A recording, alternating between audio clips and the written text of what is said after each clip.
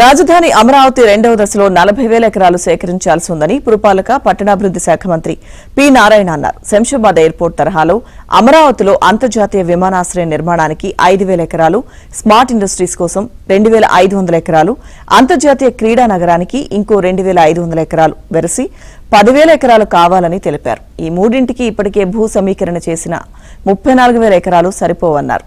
వీటికి కావాల్సిన భూమిని భూసేకరణ చేయాలా లేక భూ సమీకరణ ల్యాండ్ పూలింగ్ ద్వారా తీసుకోవాలా అనే అంశంపై గ్రామ సభలు నిర్వహిస్తూ రైతుల అభిప్రాయాలను సేకరిస్తున్నామని తెలిపారు. వారు భూ సమీకరణకే మొగ్గు చూపుతున్నారని, ఇప్పటికే దాదాపు 24,000 ఎకరాల భూమిని ల్యాండ్ పూలింగ్ ద్వారా ఇచ్చేందుకు పలువురు ముందుకొచ్చారని చెప్పారు.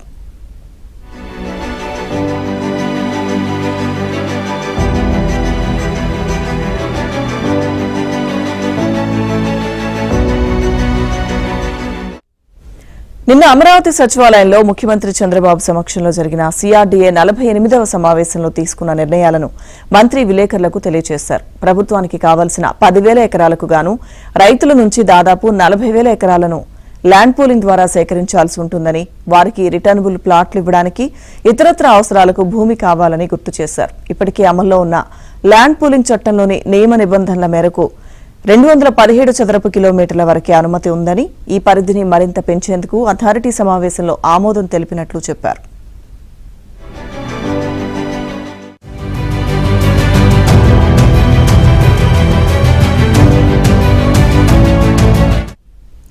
పెట్టుబడిదారులు అమరావతికి రావాలంటే 5,000 ఎకరాలతో అంతర్జాతీయ ఎయిర్పోర్ట్ అవసరమని తెలిపారు. రాజధానిలో స్థాపించే విద్యా వైద్య సంస్థలకు ఎడ్యుకేషన్ రిజిస్ట్రేషన్ ఫీజులో సడలింపు ఇవ్వాలని సమావేశంలో నిర్ణయం తీసుకున్నామన్నారు. వచ్చే 3 ఏళ్లలో అమరావతి కోర్ క్యాపిటల్ ప్రాంతంలోని అన్ని నిర్మాణాలను పూర్తి చేస్తామని తెలిపారు. రెండవ దశ భూ సమీకరణ కూడా పూర్తి చేసి అభివృద్ధి చేస్తామన్నారు. కోర్ క్యాపిటల్ ఏరియాలో 3.673 కోట్ల అంచనా వ్యయంతో 5 అడ్మినిస్ట్రేటివ్ టవర్ల నిర్మాణానికి L1 టెండర్లను ఖరారు చేస్తూ సిఆర్డీఏ నిర్ణయం తీసుకుందని చెప్పారు. ఇక జీఐడీ టవర్లు 1, 2, 3, 4 నిర్మాణానికి టెండర్ల ప్రక్రియ పూర్తయింది. టెండర్లలో L1 గా నిలిచిన సంస్థలకు లెటర్ ఆఫ్ అగ్రిమెంట్ LOA ఇచ్చేందుకు అథారిటీ ఆమోదం తెలిపింది.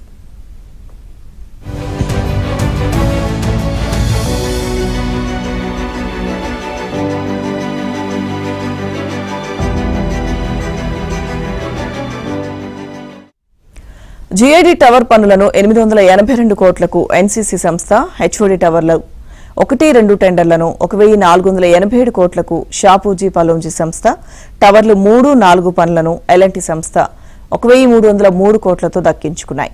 మొత్తం 3,673.44 కోట్లతో ఆయా టవర్ల నిర్మాణ పనులను త్వరలోనే ఆయా సంస్థలు ప్రారంభిస్తాయి.